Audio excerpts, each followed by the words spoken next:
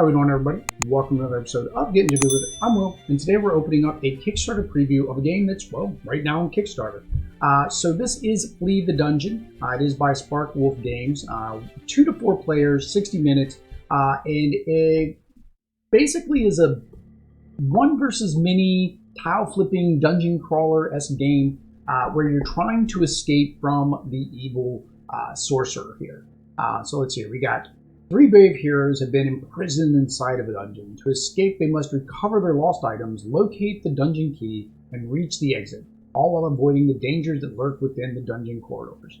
But beware, the evil sorcerer, whose ferocious monsters, deadly traps, and powerful spells threaten to halt the heroes' escape and entomb them in the dungeon forever. There we go. So it says fast-paced, 3-on-1 tile placement, so basically one versus many game that is highly replayable. So we did get reached out by the publisher because we went out and supported the Kickstarter campaign. He said, hey, we like your unboxing videos. We like what you're doing over there on Getting Jiggly With It. So he's like, would you like a copy of the game? And we said, sure. And we said, get here quick. We'll do it during the campaign. So that's what we're doing. So we're doing an unboxing today. We'll be doing a gameplay video tomorrow, which is Sunday. And you guys can come out and watch and see how the gameplay works. I will covet that we are playing a 2-player version, so one of us is going to play double-handed while the other plays the sorcerer. The developer, he did say that he is working on making a more streamlined 2-player, but he says right now 1v1 isn't quite, you don't want to play it that way. And 3v1, like one person controlling 3 heroes, is a little bit too much. Similarly, how we did Minions of Mordok, he says it's not recommended, just like we found out with Minions of Mordok, it's not recommended to have the sorcerer also control a hero. So we're going to play 2v1 with one of us controlling 2 characters and the other controlling 1. Now what drew me to this game initially, now this of course is a prototype copy, so things are subject to change as we go through these things. I got a couple things out, I didn't even start going through them. What drew me to this is the art. The art is beautiful in this game. There's not a lot of art. I mean, you see it on the box, you'll see it on the player cards. The Sorcerer Board will eventually have art. Right now it is like I said, a prototype. But it drew me with the art. The gameplay is nice. It is a smaller, quicker game. And as I was thinking about it, it's like it really reminded me of like maybe a smaller version of Minions of Mordok. Because you're doing very similar, right? You're going through, you're flipping over tiles, trying to find certain things, and trying to beat, the evil sorcerer, in this game, the sorcerer, and then Minions of Mordok. So we were very, very much interested in this game. I was excited when he sent me the email saying, hey, would you like to try it out? But here we go. So here are the tokens. So these are some of the baddies. So that is the Lord Viper. There is the Dracula dude. I don't know their exact names. It'll say somewhere around here. That's the mummy guy. This is the, I don't know, what are you? Oh, you're like some kind of, I don't know, witch thing. Witch cat, we'll call this the man bat. We'll call this the dragon. I know the dragon has infinite life. You can't kill the dragon. Dragon just sits on the loot, kind of like, what's the name of the dragon in Lord of the Rings? You guys gotta let me know. Well, not Lord of the Rings, The Hobbit. We just recently watched that, me and Anthony did. I can't remember the name of the dragon. But those are those tokens. Here are the item tokens. So here are the mystery item tokens and your player tokens. So the base game is going to have your tokens, right? So you're just going to have these regular little tokens here. But of course, one of the stretch goals is these meeples that we'll look at here. So we definitely want to hit the stretch goals because, I mean, these are nice. Meeples are better, right? And then these, I guess, are our magic items that we're trying to get. So the bow goes to the rogue, sword goes to the barbarian, book goes to the wizard, and the key goes to the door because it's locked. And he doesn't want us to get out the dungeon. Those are nice. Those are little components there. This reminds me a lot, I mean, minus the tiles, but the box size and everything kind of reminds me of an Epic game, right? Like Tiny Epics games. It's a lot of game in this pack, and I don't know, again, the box may not be final, it might change. Of course, you have your insert to keep your tiles and stuff, or at least a cardboard one, plastic one. I don't know, might be another stretch goal. The campaign currently doesn't have those listed. But it reminds me of that, right? It's a lot of stuff in like a very small package, so all of your stuff is kind of small, but they work, they function, they do what they need to do. So you get your little treasure chest here.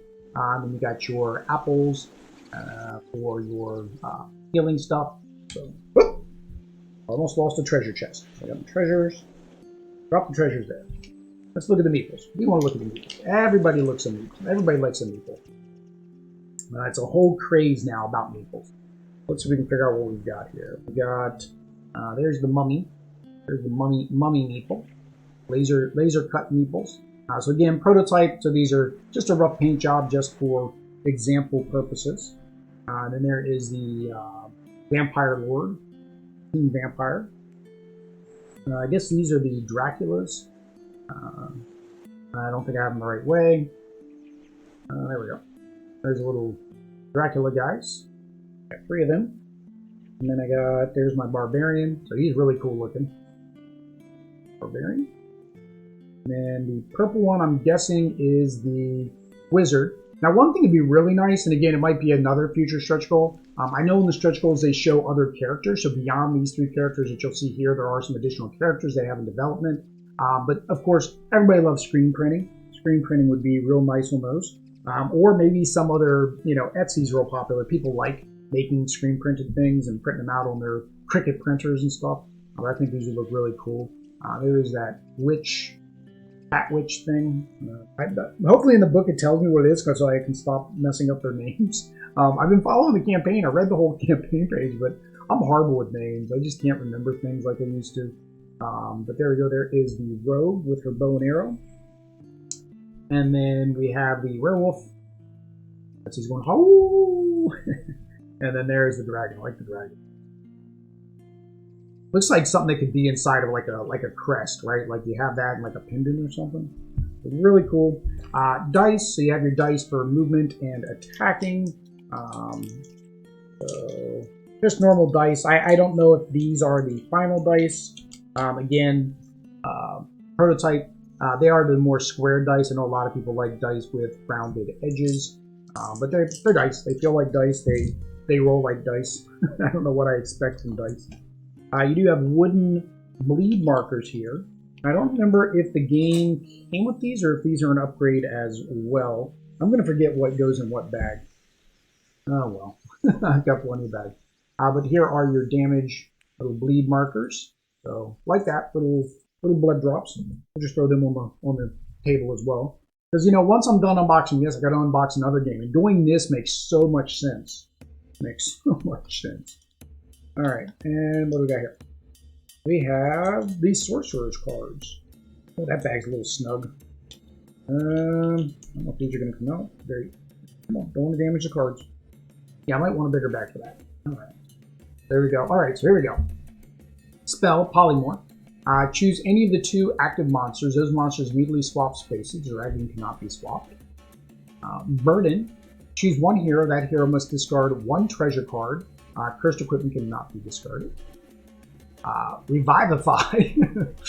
Choose 1 defeated monster. The monster returns to its starting location tile. Full health. Gotta beat him up again. Telekinesis, and he's throwing the... Oh no, I guess he's making the key run away. The key, whenever it's located, returns immediately to its starting location tile. Okay. Oh, that's distort reality. I'm on the roof. I'm on the floor. Distort reality. Choose any 2 dead-end tiles. Exit key dragon. Whatever. Those tiles immediately swap spaces. Reverse time. Choose 1 hero. That hero immediately returns to the start tile. Haste. All available monsters may move 1 extra torchlight space this turn.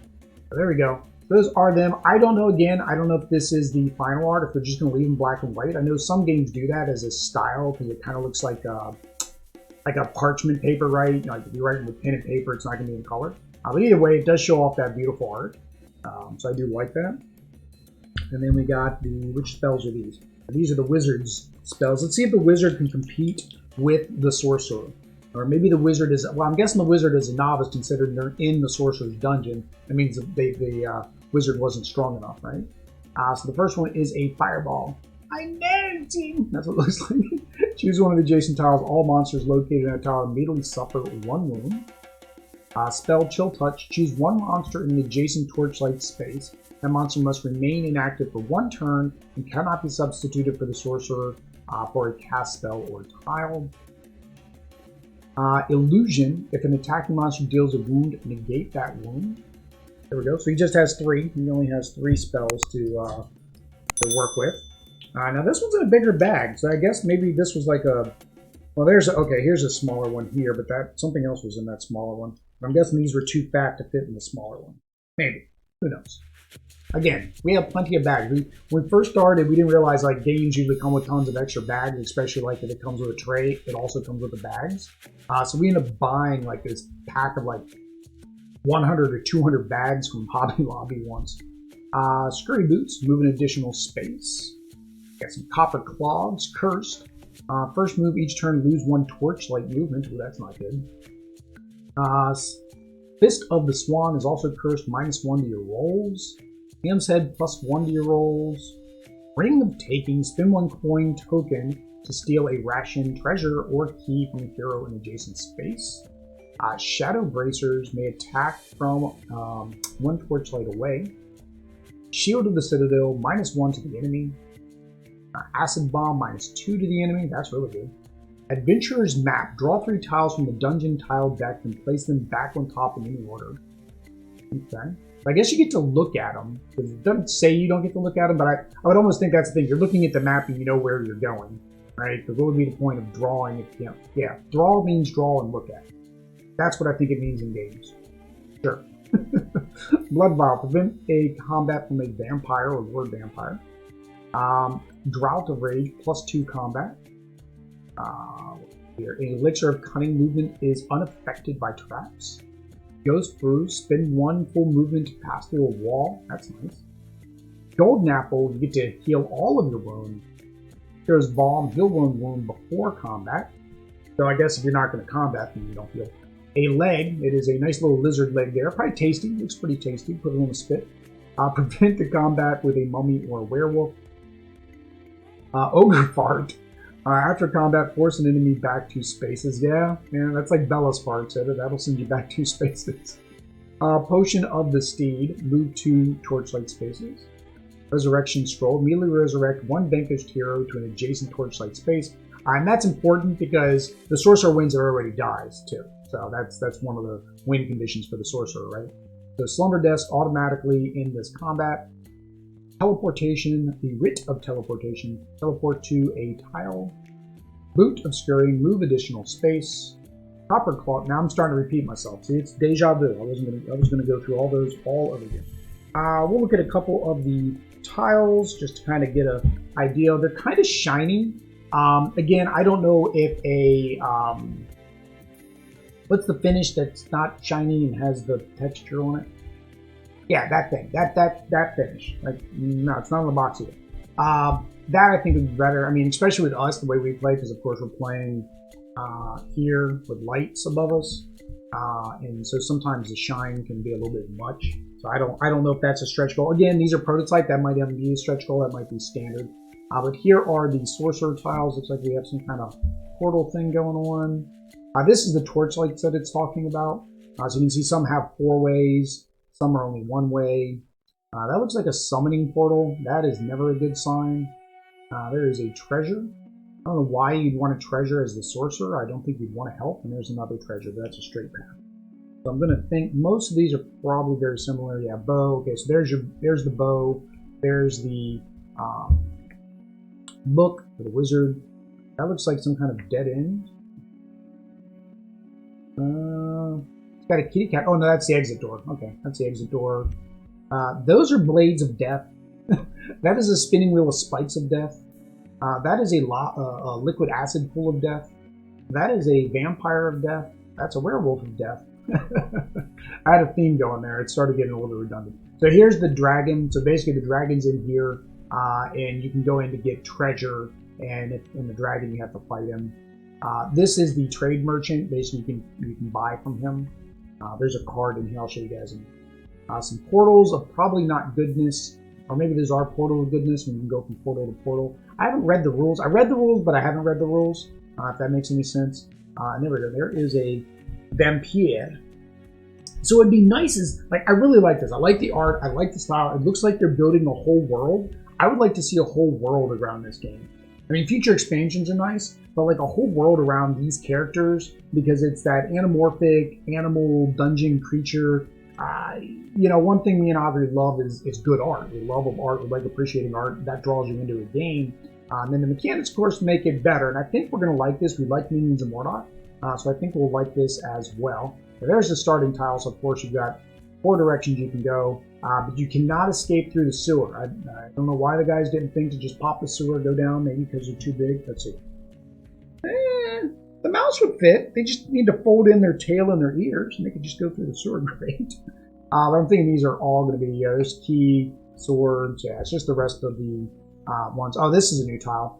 So there are tiles where there's a wall in between, so it's really only a half tile. I'm guessing when you put, so when you put that like that, see, it's only a half tile. So you would have to get around to the other side. Some more treasures. There is some wine barrels with those treasures. There's our food rations and more food rations. So you have to shuffle these up, and maybe that's why they went with the gloss. Is maybe it made for a better shuffle. If you saw our opening of the tile game, zoo tiles. Those zoo tiles, right? There's actually sleeves. There are people that make square sleeves you can put on these kinds of things. So since this is going to be shuffled, that would be nice. It would be, I don't think they thought about it as an add-on, but that would actually be a good add-on on the Kickstarter to help bring up some revenue, is something like that. I mentioned some things. I didn't even think of that when I mentioned it on the Kickstarter page, because of the art and everything being so beautiful. A lot of people would like maybe prints or pins or things like that. So this is the Sorcerer Board. Like I said, this will have art. If you go out to the Kickstarter page, you can see the art. But here's the inside. So it basically gives you the information for your characters. You have a mummy. The mummy is 1 torchlight space, and he may spend his entire movement to pass through a wall, so he can go from wall to wall. Okay, because he's a mole. He's a mole mummy. Mole mummy. Mummy mole? Mole mummy? Umami is tasty. I mean, werewolf, so he's got 3 hit points. Speed, 2 torchlight spaces, moves an additional torchlight if he can be reached. If the hero can be reached, he gets to go to 3, so he basically takes a lunge at you. And then you have the witch, so 2, and then she, instead of suffering a wound, any hero defeated by the witch must discard a cone, or a coin cone. I must want ice cream. Me and Audrey have changed our eating habits, and we haven't had ice cream in a couple days. So 1 coin token and return the heroes to start. Vampire, 2 torchlight spaces. He drains, he deals 2 wounds instead of 1. The additional wound may be negated if the hero spends 1 ration token. And then turn heroes. So you can turn the heroes. I'm trying to figure out, I don't know why there's 4 turned heroes. I have to read the rule. I can't remember if he can maybe change us or turn us into his side. So Vampire Lord, 2 torchlight. Any hero by transforms into a vampire under its control. So maybe this ties into this. So basically you're the Vampire Lord and then you turn them into. But I'm still confused why there's 4. Because it's a 3 hero game, so you would only have 3. Now, like I said, I know the stretch goals are more heroes. So maybe you can eventually add those heroes into the game. And then the dragon, like I said, he has infinite life. He cannot be killed during combat. The dragon rolls 2 dice and selects the higher roll. So he gets an extra die. Sorcerer tiles, sorcerer spells to go on the board. Let's move all you guys over. So we put this handy dandy board here. There we go. We got little blood drops. And we put where's our tile? Where's our stuff? Let's set this up. There we go. So put our spells here, and then let's find our tiles. We'll put our tiles right here, and now we're all set up to play. Oh no, we need the heroes. So the heroes are the last thing in here. Again, you'll be able to see that beautiful art. I mean, that's awesome there. I don't know what he is. Maybe he's a cat. I think he's a cat. I think he's an evil cat. It kind of looks like a cat face. There's his ears. That looks like probably part of his cloak. But here is the rogue. So the rogue has 4 hit points, ranged key, your apples, your token, or your gold, your money, or the treasure chest. Apple plus her bow and then make a range attack on enemy space that is 3 spaces away in view. So they're just blank on the back. The wizard, so 3 as well, same spots there. If you do the book plus a apple, force 1 attack enemy to retreat 4 spaces into an adjacent, so basically kind of blows them away into another tile. And then the barbarian, so he has a lot of hit points. He's got 1, 2, 3, 4, 5 hit points. So I would almost say, like for us, we're probably going to play the barbarian and maybe the rogue. I don't know if we play the wizard or not. Although the wizard comes with those extra spells, so that might actually make it a little easier because you get that extra thing to do. But basically, if he has an apple, negate 1 attack that would result in a wound and immediately make an additional attack. And then there's the shopkeeper. So this is where you would put the treasures for the shopkeeper that he is trying to sell you. I think that's it. I think that is everything for Flee the Dungeon. Again, if you want to check this game out, it is currently on Kickstarter. Make sure you click that link down below that we'll have going out to the Kickstarter page. If you want to see how this game plays, at least at a 2-player, with a 1 versus many, which is basically 1 versus 1, but 1 controlling 2 and the other controlling 1, make sure you hit that like, subscribe button. Click the reminder when we have the scheduled video up for tomorrow night, which is Sunday. What day is it? Today's the 25th. So 26th. If you're watching this after that date, of course, we will have it at the end of this video in the watch this video next section. Is that what they're called? Little cards. Whatever, guys. Until next time. Peace.